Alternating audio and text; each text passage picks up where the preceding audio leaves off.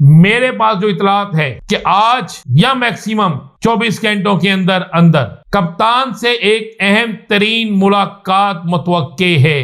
बिलावल भुट्टो जरदारी भी सरेआम खुलकर अब वो ये बात कहते हैं कि जनाब तहरीक इंसाफ पर जुल्म ज्यादती मुस्लिम लीग नून करवा रही है। आजम खान के बयान के बाद कई हलकों में मायूसी छा गई। कप्तान के खिलाफ जितनी तैयारियां की जा रही थीं, वो तमाम की तमाम तैयारियां खत्म होती नजर आ रही हैं। एक चीज तो बड़ी फाइनल हो चुकी है और चीज फाइनल ये हुई है। आज की मेरी इस गुफ्तगू गौर से सुनिएगा।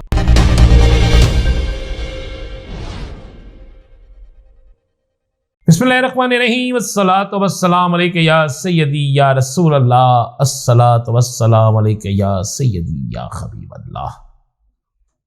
तमाम सुनने वालों को अस्सलामु अलैकुम। मैं हूं राना अज़ीम और आप देख रहे हैं राना अज़ीम ऑफिशियल यूट्यूब चैनल और फेसबुक पेज। आजम खान के बयान के बाद कई हलकों में मायूसी छा गई है। कप्तान के खिलाफ जितनी तैयारियां की जा रही थीं, वो तमाम की तमाम तैयारियां खत्म होती नजर आ रही हैं। उसकी बहुत सी वजूहात सामने आ चुकी हैं कि कप्तान ने जिस वक्त अदालत आलिया में यह कहा कि कुरान पाक पर हलफ होगा और हलफ इस बात पे होगा, यह हलफ में कही जाएगी बात, तो उसके बाद बहुत से ऐसे गवाह जो जिसे हम कह सकते हैं कि बने बनाए गवाह, ना सिर्फ वो केसों से भागना बल्कि जब उन पर जिरा शुरू हुई तो वो सब के सब कहते ना बीच चुराहे हंडिया फूटना, वो सब के सब भी 2 नंबर निकलना शुरू हो गए। एक चीज तो बड़ी फाइनल हो चुकी है और चीज फाइनल ये हुई है। आज की मेरी इस गुफ्तगू गौर से सुनिएगा। चीज ये फाइनल हो चुकी है कि कप्तान के हवाले से हर अदारे में, हर जगह, हर सियासी जमात के अंदर यह बात डिस्कस हो रही है कि इतने बदतरीन दौर के बावजूद भी कप्तान के खिलाड़ी ना टूटे हैं, ना गिरे हैं और ना ही कप्तान के खिलाड़ी जो हैं वो हार मानने के लिए तैयार हैं।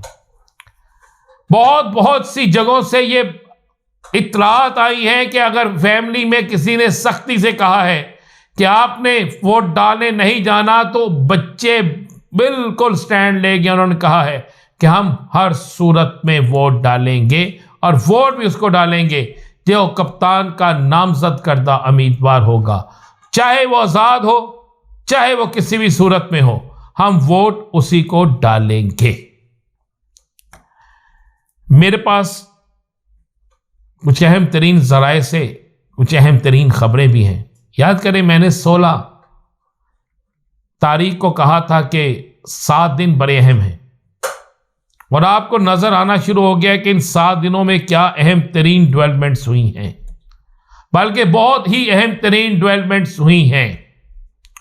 अब मेरे पास जो इतलात है कि आज या मैक्सिमम 24 घंटों के अंदर अंदर कप्तान से एक अहम तरीन मुलाकात मुतवक्के है। इस अहम तरीन मुलाकात में बहुत से मसाइल और बहुत सी चीजों पर और बहुत से मामलात पर गुफ्तगू होगी। मेरे पास इतला यह है कि कप्तान ने वाज़े तौर पे कहा है कि मेरी किसी के साथ सवाए 2 चीजों के और कोई शर्त नहीं, इंतखाबात के हवाले से कि साफ और शफाफ इलेक्शन कराए जाएं, उसको पूरी तरीके से कबूल किया जाएगा और मेरे बेगुनाह साथियों को रिलीज किया जाए। बाकी सियासी मैदान में जिसने जहां जो मुकाबला करना है मैं वो मुकाबला करूंगा। मेरी करप्शन के खिलाफ जंग जारी थी और करप्शन के खिलाफ जंग जारी रहेगी। जराए कहते हैं कि यह मुलाकात आज किसी वक्त भी हो सकती है, सिर्फ कप्तान की रजामंदी की जरूरत है। और आज पहले कप्तान से किसी कप्तान के करीबी साथी की मुलाकात होगी और उसके बाद 1 घंटे बाद, 2 घंटे बाद, 5 घंटों बाद या किसी वक्त भी फिर दूसरी मुलाकात मुतवक्के है। लेकिन इस मुलाकात के लिए दोनों इतराफ से जो चीजें हैं वो पहले तय की जाएंगी। अब जैसे ही ये पता मुस्लिम लीग नून और दीगर सियासी जमातों को चलना शुरू हुआ है कि मामला और हवाओं का रुख तब्दील होना शुरू हो गया है और ये पता चलना शुरू हुआ है कि अब हवाएं उस सिमत में चलना शुरू हो गई हैं जिस सिमत में चलनी चाहिए थी, तो अब बिलावल भुट्टो जरदारी भी सरेआम खुलकर अब वो ये बात कहते हैं कि जनाब तहरीक इंसाफ पर जुल्म ज्यादती मुस्लिम लीग नून करवा रही है। कल तक ये बात नहीं थी, लेकिन लाहौर के जलसे में वो बरमला कहते हैं। इसका मतलब ये हुआ कि ये बात समझ आ गई है कि वोट तहरीक इंसाफ का, सपोर्ट तहरीक इंसाफ की, बयानिया तहरीक इंसाफ का, और यही चीजें हैं। इसके अलावा जिस कोई भी शख्स का जीतना मुमकिन नजर नहीं आता। अगर आज मुलाकात होगी या अगले चंद घंटों में मुलाकात होगी तो फिर आपको नजर आ जाएगा कि हालात किस तरफ जाते हैं।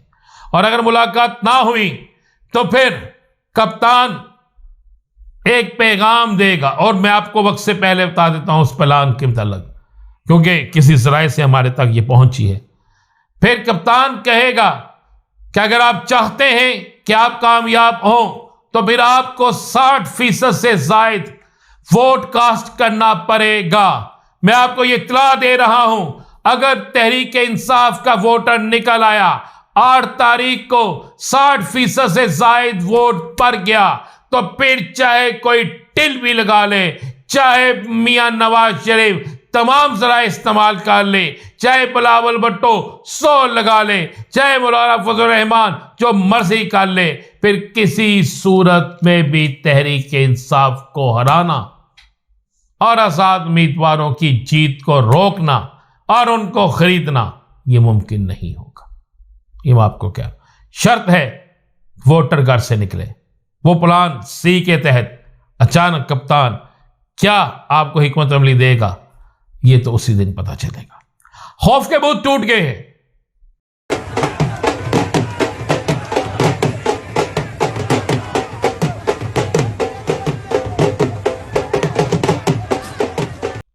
आज के दिन और कल जो गुजरा, यानी इतवार का रोज और आज, अब गली मोहल्लों में, चौकों चौराहों पे आपको पीटीआई के बैनर, लोगों की corner meeting, door to door लोगों का जाना यह नजर आ रहा है।